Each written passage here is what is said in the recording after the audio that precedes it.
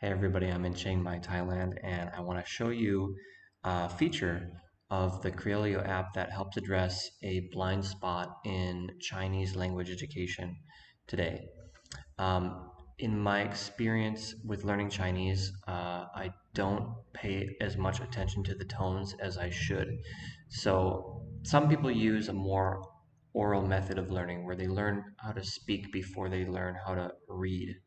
Um, the Crilio app focuses on teaching you how to read first, but it also has text to speech, so you can listen to the content as well. So it does train your ear as well, but it's all about comprehensible input. So you're both reading and listening, and hopefully you do that for a while. And with, once you get to a certain point of exposure with different vocabulary, naturally you should be much more capable to utilize that vocabulary in conversations that you're having. And of course, you have to go out into the world and practice with real people. Um, but in this process, even if you have the pinyin, when you're reading some Chinese, you might not pay as much attention to the tones as you should.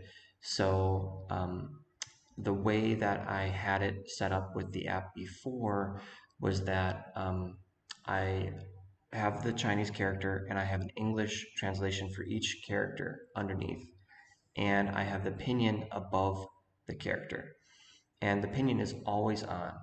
And then the English translation fades away, and then it's considered that you've learned the word, but you still are using the pinyin as a crutch.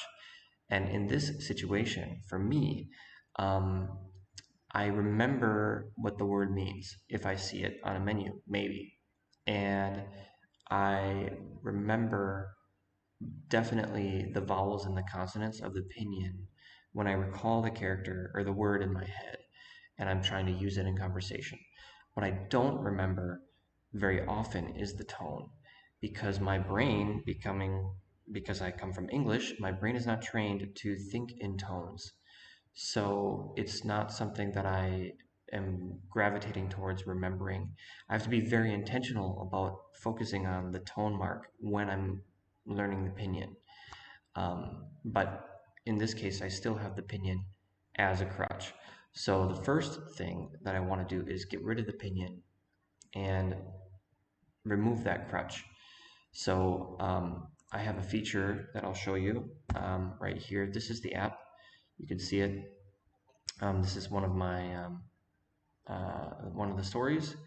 And if you go to Chinese settings, you can choose different settings, such as seeing the character only, and you're going to um, get the translations. And if you right click a word, you're indicating you know it and you don't need the translation anymore, right?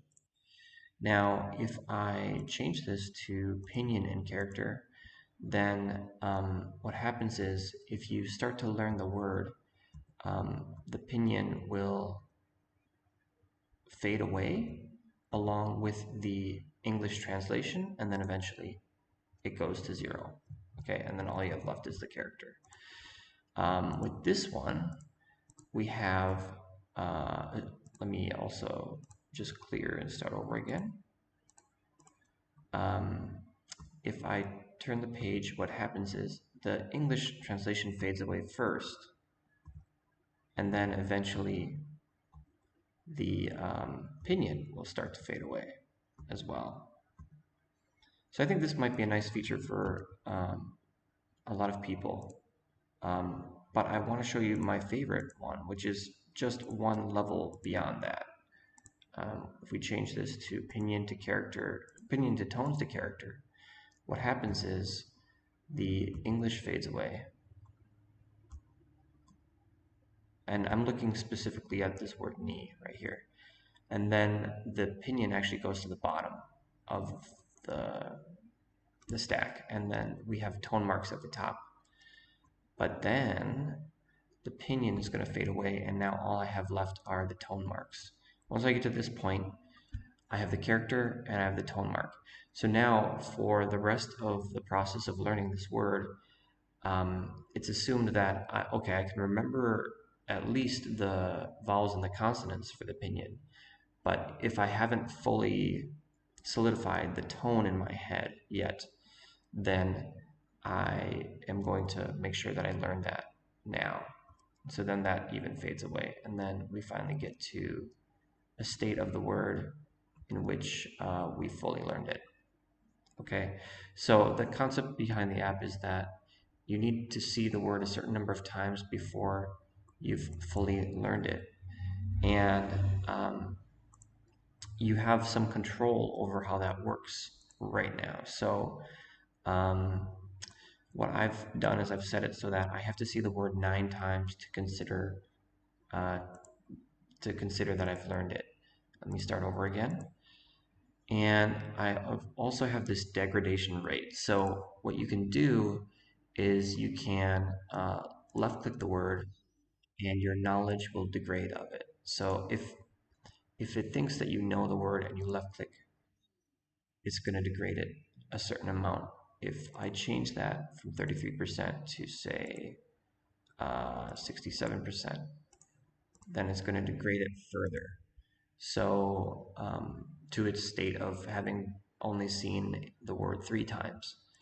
If I have it at 33%, it degrades it to where as if I've seen it 6 times, because 33% cut off of 9 is 6, right? Um, so this is not the best user experience. I'm gonna work on that in the future because it's kind of confusing. But the idea is that I can degrade my knowledge. And so the situation is this is my word list, and I know a lot of these words, and some of these words I also remember the pinyin and even the tones for. So I'm going to right click a lot of these words that I know the pinyin and tones for.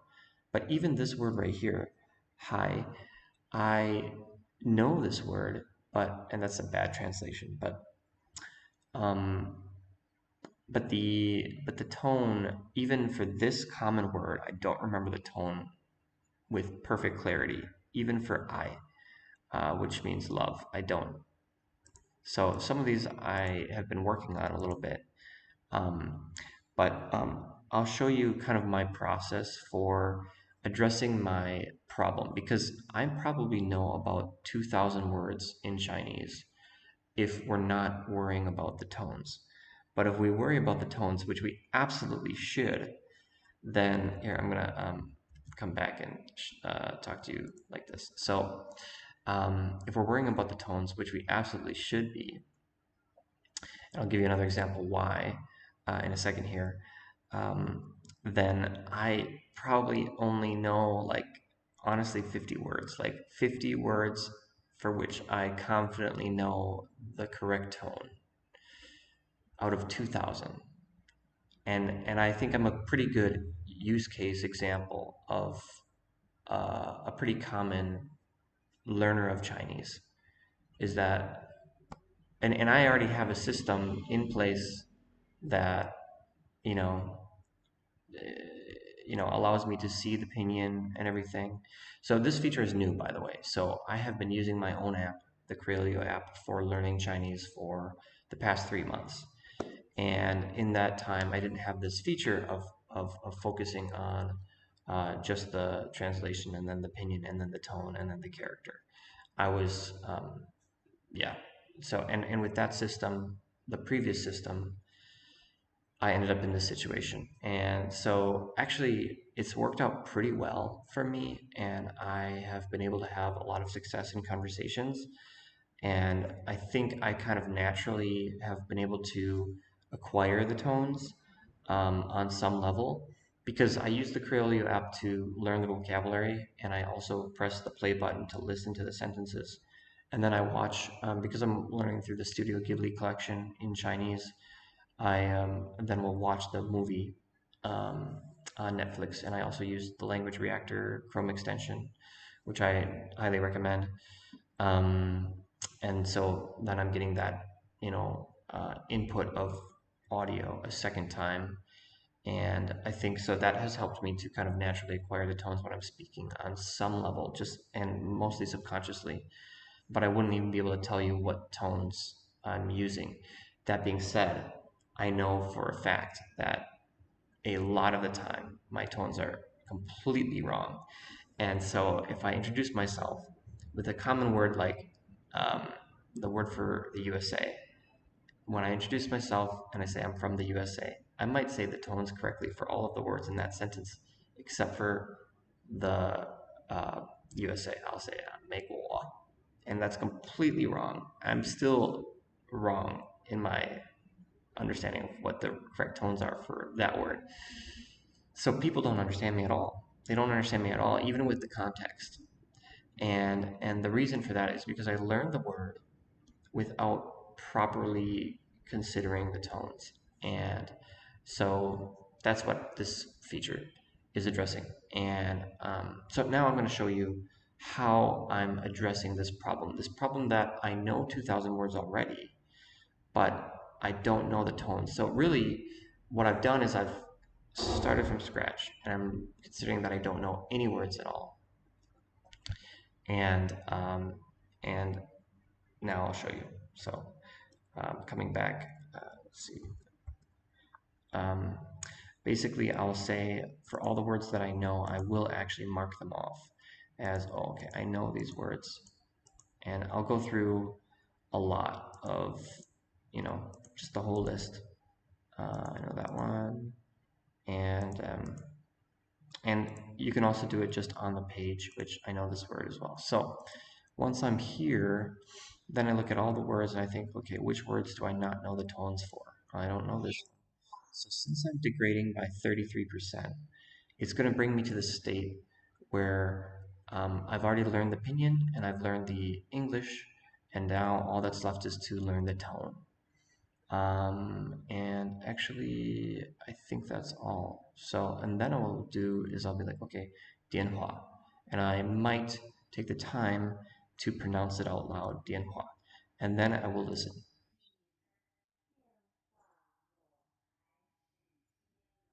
Yeah, so 你的电话我还是接了.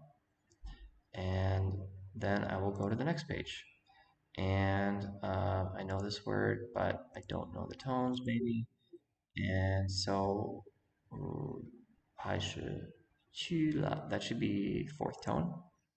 It is. Okay, cool. So then I'll just do this again. So this time I'll read the whole sentence. So it's 见面，你会见面，我还是去了.